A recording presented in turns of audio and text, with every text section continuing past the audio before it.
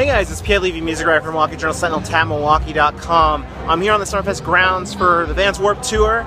This is the 19th year for the Warped Tour. There were 86 bands that played today. Some highlights or some things that I caught included We Are the In Crowd, a pop-punk band that's definitely in the vein of Paramore.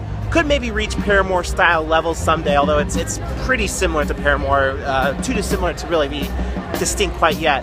But they've got some really good hooks. They've got a front woman in Taylor Jardine who's really infectious and captivating, and they do have promise, so we'll see what happens with them. I also caught The Devil Wears Prada.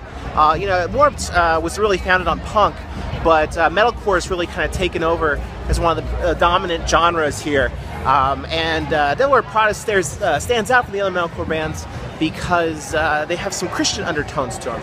Not that you could really understand the Christian speak with all the screaming going on in the group, but the band had a lot of energy, and really, if you looked at the mosh pit people, it was almost like a religious experience for them. I mean, people were just going nuts.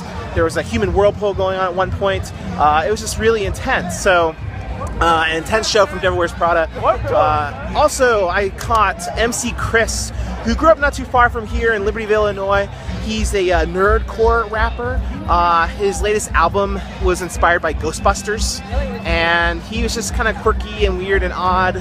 Definitely not everyone's kind of cup of tea, but certainly a unique artist at Warped Tour, a unique artist period, so that was interesting.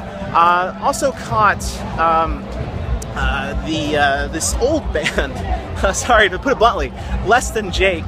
Less Than Jake was said during their set, Chris DeMax, the frontman, said that this was their 369th Warped show.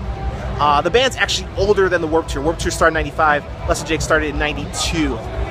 But you know, they still had a lot of energy. They came out kind of jokingly to the Rocky theme. They had a lot of energy, and you know, they just did a really good job. You know, they're a ska punk band, so there's some swinging trombone action, some sax action, and just a lot of fun.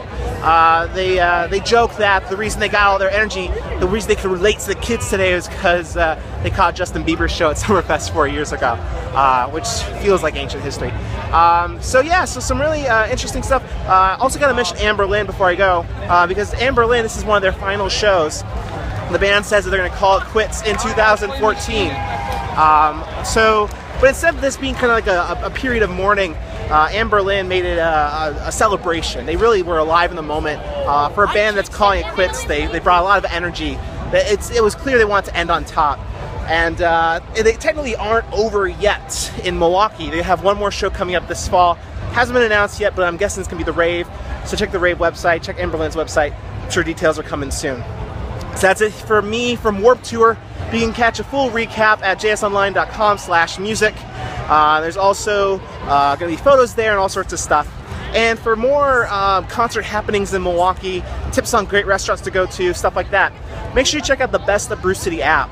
That's available at the iTunes and Google Play stores. All right, have fun.